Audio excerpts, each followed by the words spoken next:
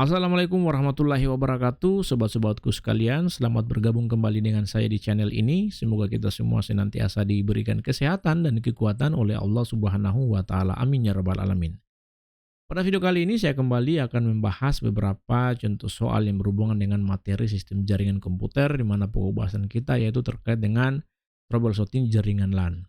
Nah, kenapa troubleshooting jaringan LAN? Karena kalau kita mengacu pada Permen PAN RB nomor 32 tahun 2020, maka hal ini menjadi salah satu cakupan tugas dari peranata komputer terampil. Nah, tanpa perlu berlama-lama lagi, langsung saja kita coba lihat contoh-contoh soalnya. Kita mulai dengan contoh soal nomor 1. Perhatikan, saya akan bacakan untuk teman-teman sekalian. Di bawah ini yang termasuk dalam upaya perawatan jaringan lokal pada sisi software kecuali titik-titik. Kita coba lihat opsinya. A. Membackup data. B. Menangguhkan pembaruan perangkat lunak. C. Menggunakan firewall. D. Tidak menggunakan perangkat lunak yang banyak memakai memori. Untuk soal nomor 1 ini jawaban saya adalah B ya, menangguhkan pembaruan perangkat lunak. Jadi, menangguhkan pembaruan perangkat lunak ini tidak disarankan karena hal ini justru akan menghambat perbaikan keamanan yang penting untuk melindungi jaringan LAN dari ancaman potensial. Jadi, teman-teman bisa perhatikan di sini bahwasanya perawatan jaringan lokal pada sisi software itu dilakukan dengan beberapa upaya, yaitu pertama, membackup data secara berkala, kemudian yang kedua selalu memperbarui perangkat lunak, ketiga menggunakan firewall, dan yang keempat tidak menggunakan perangkat lunak yang banyak memakai memori. Oke, mudah-mudahan bisa dipahami. Kita lanjut soal nomor 2. Tapi sebelum itu saya ingin mengingatkan kepada teman-teman sekalian, jika misalnya ada di antara teman-teman yang memiliki jawaban yang berbeda dengan saya, maka silakan langsung tuliskan jawaban di kolom komentar.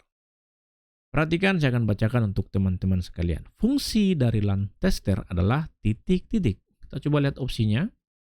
A. Melakukan pengecekan kerusakan pada kabel jaringan. B. Penghubung kabel Ethernet yang biasanya dipakai untuk jaringan. C. Untuk menghubungkan beberapa jaringan yang sama atau berbeda. Dan D. Untuk menghubungkan jaringan atau local area network pada suatu sistem jaringan network atau jaringan di komputer. Untuk soal nomor 2 ini jawabannya saya kira gampang sekali. Karena di sini saya memberikan jawaban A ya. Jadi LAN tester ini digunakan untuk menguji dan memeriksa kualitas dan keadaan kabel jaringan serta mendeteksi potensi kerusakan atau gangguan dalam kabel tersebut. Selanjutnya soal nomor 3. Perhatikan, saya akan bacakan untuk teman-teman sekalian. Berikut ini merupakan gejala kerusakan yang terjadi pada server adalah titik-titik. A. Tidak berfungsinya monitor. B. Tidak berfungsinya keyboard. C. Tidak berfungsinya LAN tester. Dan D. Tidak berfungsinya jaringan. Nomor 3, jawabannya tentu saja adalah D ya, tidak berfungsinya jaringan. Jadi ketika server mengalami kerusakan, maka salah satu gejalanya bisa berupa gangguan atau tidak berfungsinya jaringan yang diakses melalui server tersebut.